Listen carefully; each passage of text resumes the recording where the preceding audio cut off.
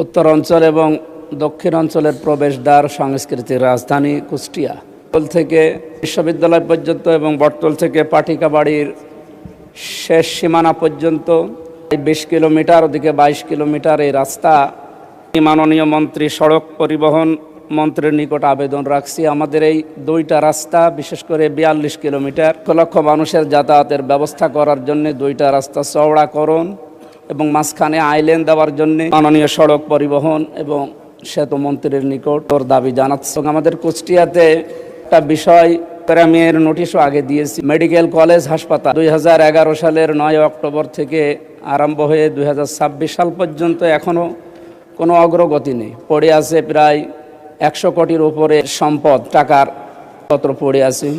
এখানে 23টা বিভাগ চালু হওয়ার কথা, বিভাগ চালু হয়ে পড়ে আছে প্রায় 5টা জেলার মানুষের 18 থেকে 20 লক্ষ মানুষের চিকিৎসার ব্যবস্থা করা সম্ভব যদি এটা অতি দ্রুত চালু করা হয়। তো সম্ভব মেডিকেল কলেজ হাসপাতাল চালু করার মাধ্যমে আমাদের এই 5-6টা জেলার মানুষের অন্তত চিকিৎসার সুব্যবস্থা করার জন্য আহ্বান